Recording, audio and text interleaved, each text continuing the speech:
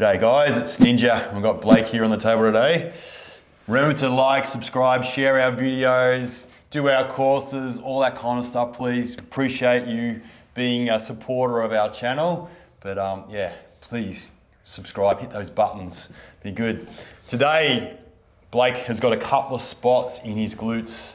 Traditionally have been sore for him. He was a roof plumber before he came here, so he was always up on roofs, and he's squashed these bits of his body a bit, and you were doing some training yesterday, so you're kind of really aware of a couple of spots. So do you want to talk a bit about that, man?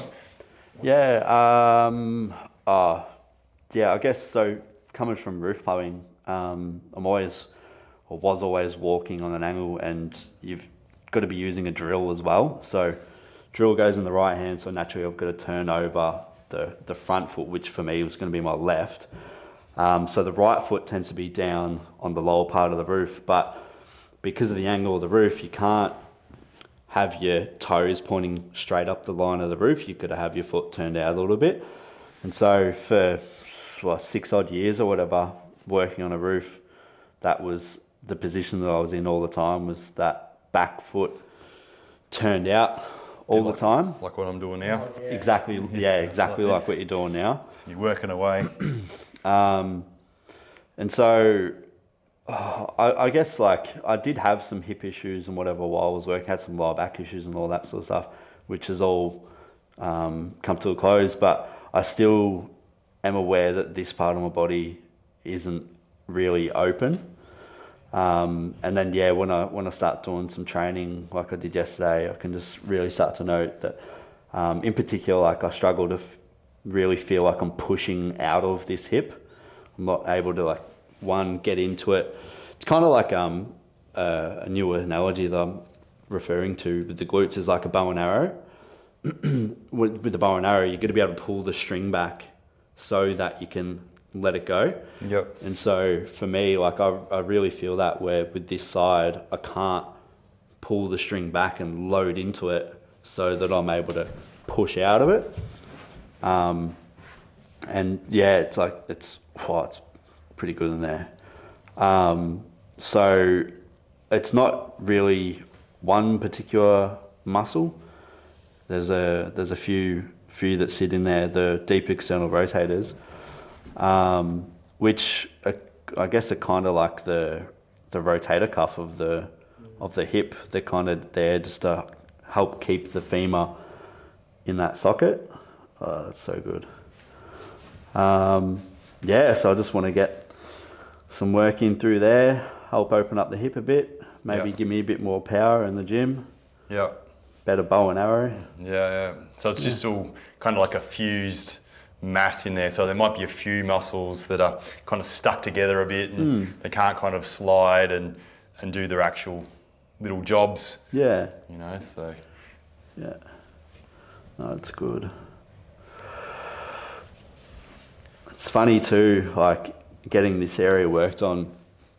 I feel like a lot of people don't realise how much they're holding tension in this area until you actually are able to let it go.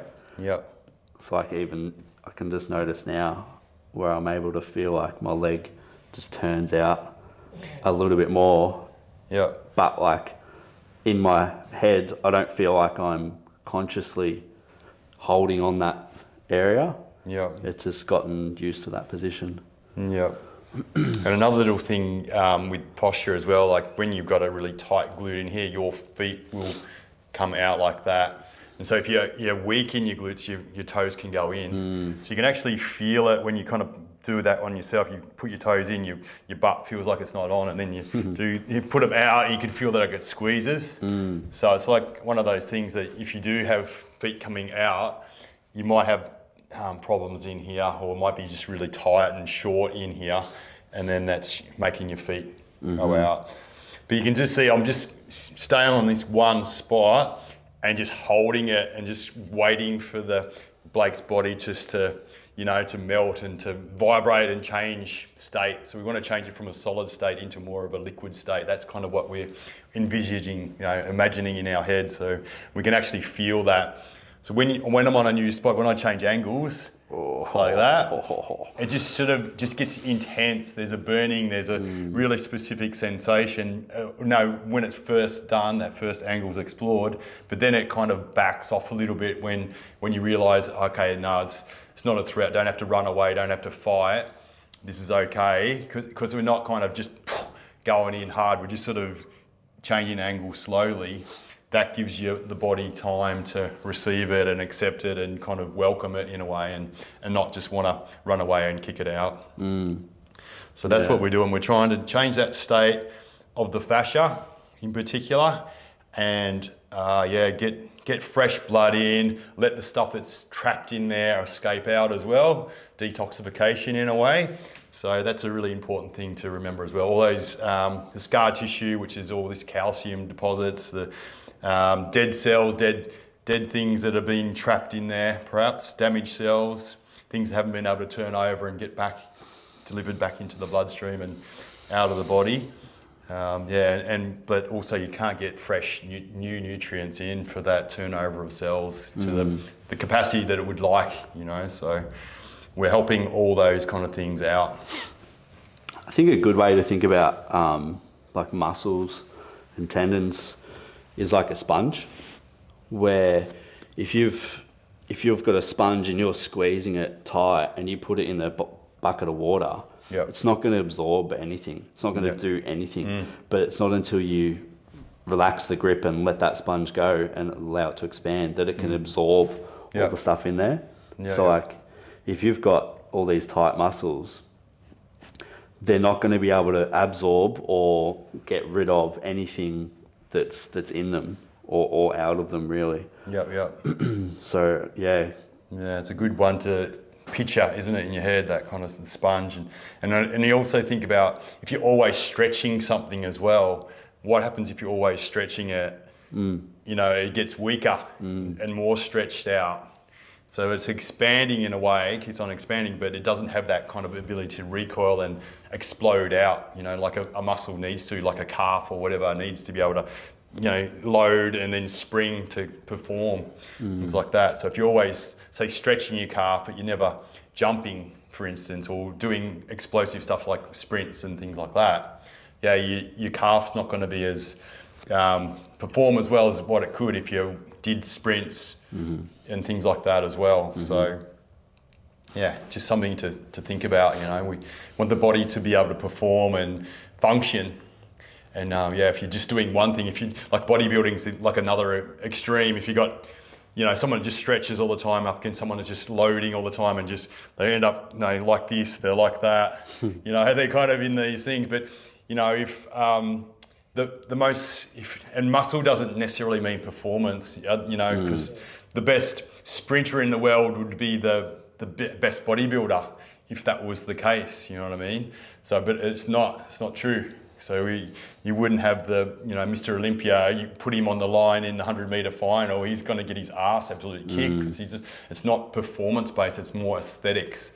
So, so it's just important to be balanced and, to have stretch and loading in your lifestyle. And that's what we love about, doing sprints and deadlifts and things like this. It's more global, but you're kind of getting both at the same time because one side's getting loaded and the other side's getting stretched but under load.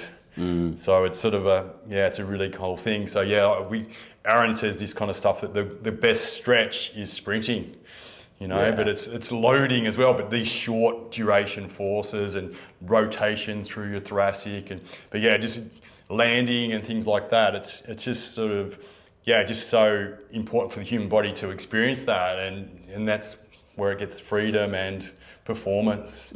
So it's a really important thing. So how's that spot feeling, man? It's sort of that intense.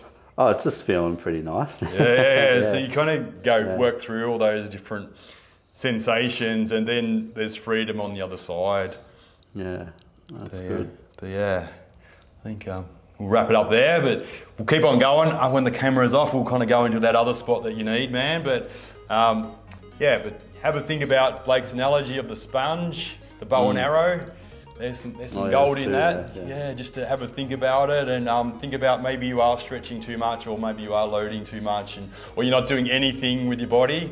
Movement is medicine. So yeah, have a think about your own body and where you might be bound up and tired and stuck. You might need some pressure onto it. And how's your exercise? Is it balanced? Yeah, is it performance based, or is it just aesthetic, or aren't you doing anything at all? So, yeah. Anyway, thanks for watching, guys. Done.